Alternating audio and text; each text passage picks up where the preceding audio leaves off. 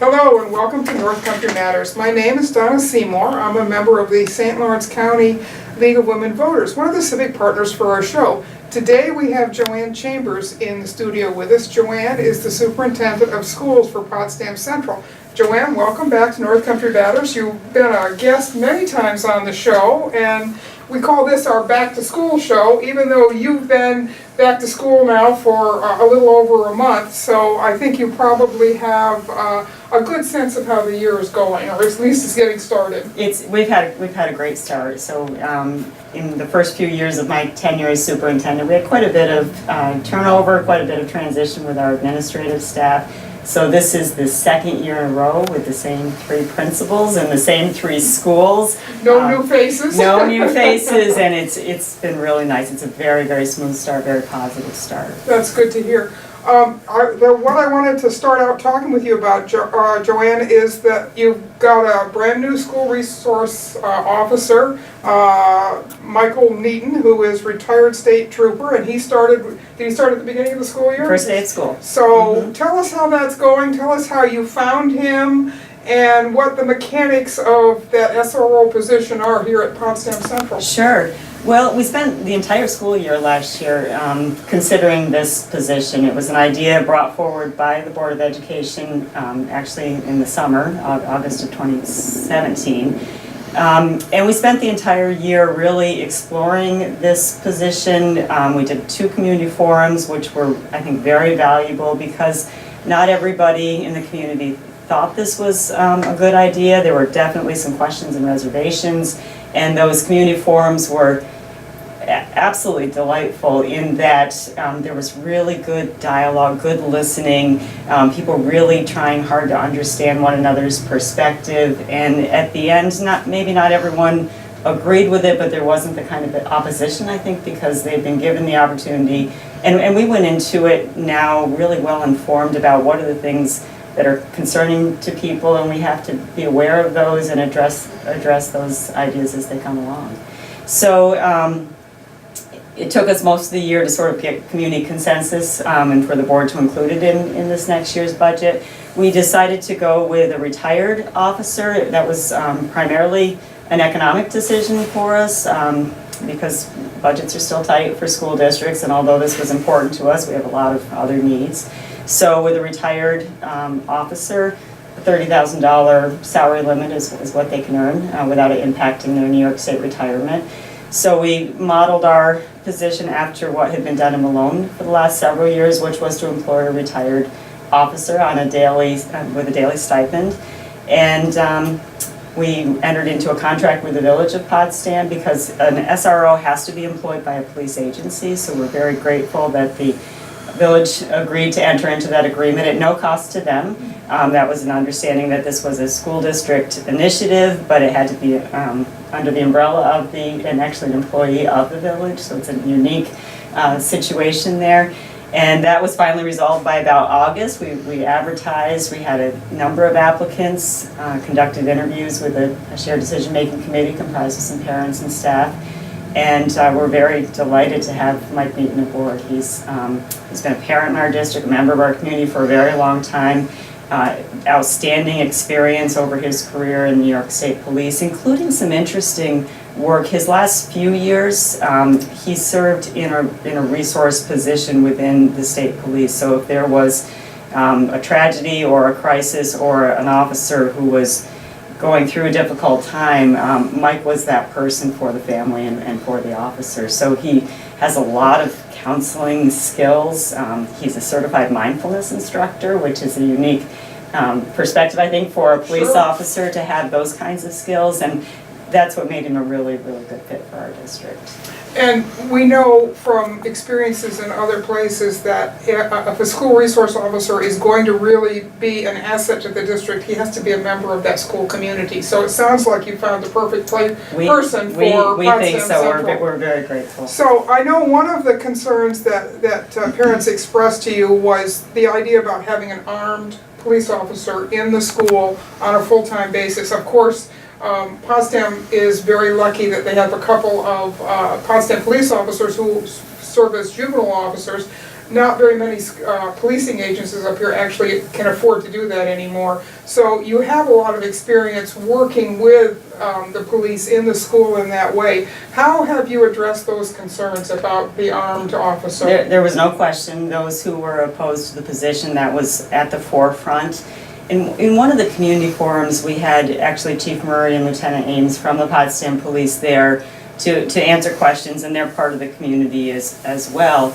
And something that Lieutenant Ames said really resonated with me. He said, when people see a gun anywhere, an armed officer anywhere, it reminds us that we're not safe. And when you see an officer with a gun in the school, it reminds you that not every school is safe. I had that same experience traveling abroad. You know, we were at the Eiffel Tower in Paris, a place I've always wanted to visit, and there are all of these armed, soldiers. And it brings you back, oh, that's right, terrorist, events happen in places like this, and it's an unsettling feeling. And so when Lieutenant Ames named that for me, it helped me maybe understand where some people were coming from, is we really want to believe our children are safe at school, and schools are the last sacred place where bad things should not happen. And the idea that an armed officer would be in the school kind of brought some of us back to reality that it just isn't the case anymore. So I think we addressed it by listening, by talking. Any police officer has extensive training in keeping that firearm safe. And Officer Neaten really said too, he wants kids growing up knowing police are approachable. They see so many images on TV about police not making good decisions. They get this one image, and we all grew up thinking a police officer was somebody you go to for help. Right. And so that was an important part for him too, is he wants kids to know officers are there to help, that they're approachable, they're not the bad guys out to get you. So once we hired Officer Neaten, we really haven't heard the concerns, I think because he's a known entity, a member of the community, and it is going very, very well. Describe for us a little bit, Joann, the kinds of things he's doing on an everyday basis, because he's in all three buildings, right? Mm-hmm. So kind of describe what for folks, what they might expect if they were in the school building, they might be seeing him doing. Right.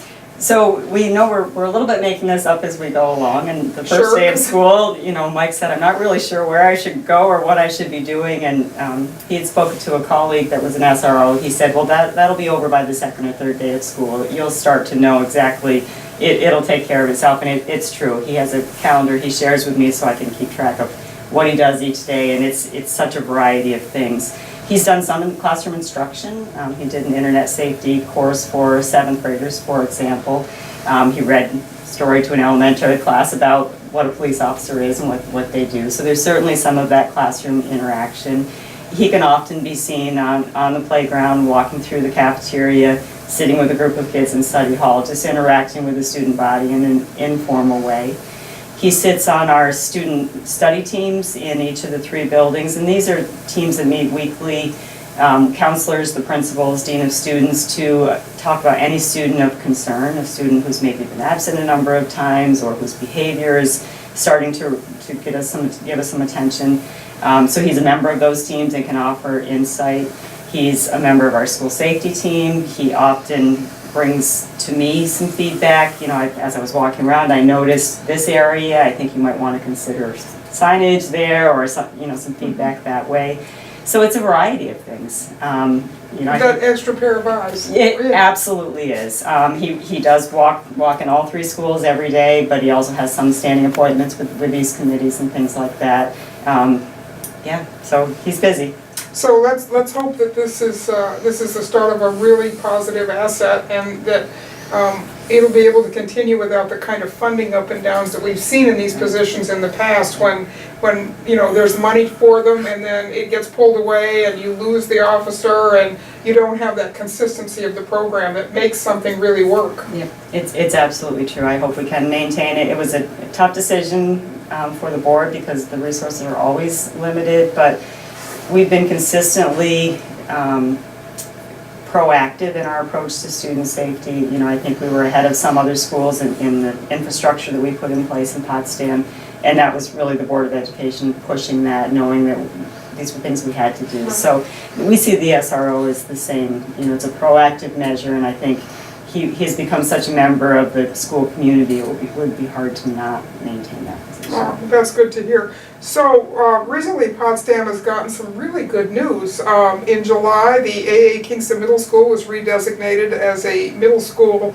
to watch, and that's a title that it's actually held since 2009. Tell us a little bit about the significance of that program and what that designation means to students and teachers in that middle school here. Sure, it is a wonderful accolade for our middle school, and one that has to be earned each time. Each redesignation, the school has to go through the same rigorous process, and that is an extensive application, a self-evaluation where they identify their own strengths and areas they need to work on. There's an external review where a group comes in from the New York State Middle Schools Association to meet with staff, talk with students, talk with community members, and all of that helps them determine whether they'll be redesignated. There's also an obligation to support other middle schools who are going through this process, so you become a mentor to other middle schools, and it's never a given that you'll be redesignated. They have to work for that every single time. So. And you've done this under more than one principal too, so there's been some leadership changes during this process. Well, it's interesting. When we were hiring Mr. Cook at the middle school, there were several teachers on that committee, and they grilled each of the candidates. It was very clear that they expected the new principal to come in and understand what was important for middle level students and have some understanding of the schools to watch process, and I didn't have to really vet them in that way because the staff knew what they wanted. They needed a strong leader who was going to understand the needs of the young adolescent. Oh, that's good. And I always have to remind myself that although the middle school concept is new, it is not really new. It's been around for decades now, hasn't it? Well, it's been a while. That school was built in 1972. Yeah, so that's right. It's definitely been around for a while. So, and Potsdam High School Principal Mark Bennett was just named a New York State Association for Teachers, or for Computers and Technologies in Education 2018 New York State Outstanding Leader. And you've got 4 teachers, James Allett, Joshua Brosell, Lisa Dunkelberg, and Jody Tiernan, who've been just named as state master teachers to promote STEM. So let's talk a little bit about what the district has been doing to promote and increase computer and technology education, because it is such a key component of education going forward to meet the new jobs of the 21st century. Absolutely. So Mark Bennett, our high school principal, is also the chair of our district technology committee, and really he's the mastermind for getting us to where we are today, which is at one-to-one, so every student, grades 2 through 12, has access to their own device. It might be an iPad for the younger students, a Chromebook, laptop computer for older students. But more importantly, there's been a plan over the last 4 years to strengthen our infrastructure, provide professional development for teachers so that they really are leveraging this technology and not just handing out shiny new devices. Teaching our students digital citizenship, which is how to, you're leaving an imprint on the world when you go online, and you have to be responsible about that. So all of these wheels have been in motion over the last 3 or 4 years, and a sustainability plan for the financial part of that. That's all Mark's mastermind as well. So all of that work has really culminated into this year when we're rolling out the one-to-one. Older students, high school students from day one are able to bring those home. They're assigned a Chromebook and it can go home with them. The transformation is really remarkable. So it isn't a case now of students who are in a technological deficit at home because they don't have access to technology versus the ones who do. We've really been able to level that playing field. That's part of it. Right. We want every student to have those tools. We think every student needs those tools. One of the things I'm doing this week is trying to survey every parent, and it's a big job. We've got a couple of tools we're using, but to find out what percentage of our students have internet access at home. We suspected it was pretty high. We've done some informal surveying, but we're actually reaching out to each individual family via text message, phone call, email. We're being pretty persistent to really identify those families where there still is that access gap. And then we're thinking about what can we do about that. So a couple of our local providers have a lower cost plan available for families who qualify for a free lunch, for example. So we want to make sure that we can promote that to those families. We learned that we have families who have cell phone service but not internet and didn't realize that you could use your mobile phone for a hotspot. So doing some education there. And also making people aware of the number of places in our community that have free internet available, like the public library and even McDonald's and some of the other businesses, and opening up our high school library after school for students who don't have internet at home. So we really want to get a handle on how many families are in that situation and what can we do to help bridge that gap. And as you say, sometimes it's just a case of making available of another service in the community that they may not have come across. They may not know. And you'd mentioned before with your school safety or resource officer that he's doing some internet cybersecurity safety, because that is huge. It is. I see all the time about people who are being taken advantage of because they don't have those internet skills to recognize when there's a scam being promoted on them. Absolutely, and what's hard is the kids are so far ahead of us, and they're learning, and they're, with social media, there's so many new, just when the adults figure out one, the kids leave that and move on to something else. That's right, if you're on it, they're not. Exactly, the kids aren't using Facebook anymore, for example, because their grandparents are on that, So there's some new programs this year at Potsdam, Joann. Let's talk about that a little bit. Tell us about some of those new electives at the high school. Some of them look pretty exciting. Yeah, I'm really excited that we're able to offer a few new classes. During the recession, we cut a lot of high school staff, and some of the programs were non-mandated programs, but they were highly appealing to students, like agriculture and business and family and consumer science, and many schools had to cut those to balance the budget.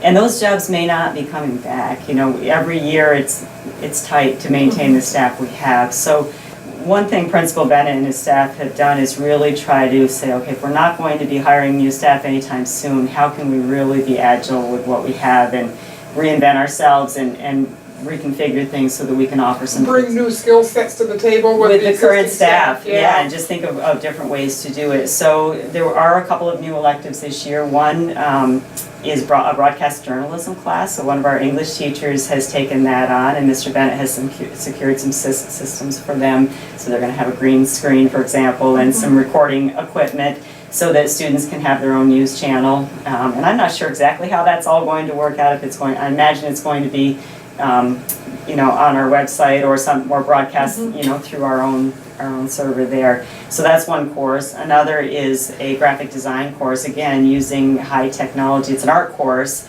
but the students have Dell canvases, which are big, big complex screens that they're doing digital design on. So that's an exciting course. And that's clearly a skill set that is of value out in the work world too. Absolutely, and we've collaborated with SUNY Potsdam in making the equipment choices and training our teacher for that. So that's a great course. And then an introduction to coding, which is, we know so many jobs that our students are going to need are going to require that. So this is a course that Nick Luthauser, our technology teacher, is offering in the spring for the first time. And you've also brought back some business courses which had been dropped a long time ago, so it's nice to see those come back. Absolutely, we don't have a business teacher, but we are fortunate to have a math teacher who had a career in the business world and finance before he became a math teacher, so he's offering a couple of electives for us. And you have taken the Positivity Project, which was an elementary program a couple of years ago, and now you've gone district-wide with it. Is that a result of students moving up and wanting to keep that going, or really trying to change the culture of the school? We're really trying to change the culture of the school, and it had been initially introduced K-12. It was a little tougher sell for the older students, and so this year we're really turning that over to students. There's a club that is really pushing Positivity Project and trying to come up with community service projects they can do, and doing some teaching in the elementary school. So it looks a little different in the high school than it does in the elementary, but we really want that vocabulary to be pervasive, and really it's about just having positive relationships with our students and having that opportunity to talk to them.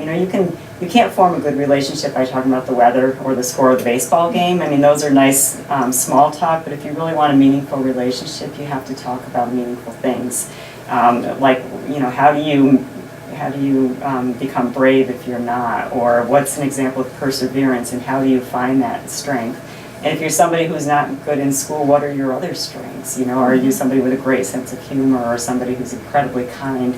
And recognizing those strengths in others is a really important part of the Positivity Project.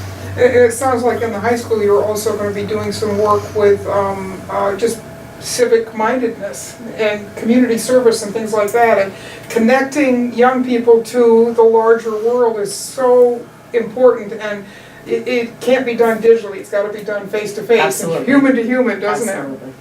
So you're in the second year now of the district strategic plan. How's that implementation going? It's excellent. It's been going really, really well. So the strategic plan is really just a framework for the things we're trying to do to improve student outcomes. And the first step in the strategic plan was deciding we have a lot of data. What really matters to us, though? We want to measure what matters. So there are always test scores and graduation rates, but we're also looking at things like attendance and pro-social behavior. So in terms of student discipline, how many times are students doing something that's harmful to another student and measuring that. We talk a lot about student engagement, and student voice is actually one of our goals this year, is to increase student voice. So we have an elementary student council this year for the first time, and they're very excited. They have all kinds of ideas about how to make their school a better place. And we know for students to be engaged in school, they really need to feel like they have a say in their school. That's always been true, and finding ways to make that happen has always been the struggle. Well, it is, and it takes a little longer, and it's a little harder when you get more voices involved, but it is their school.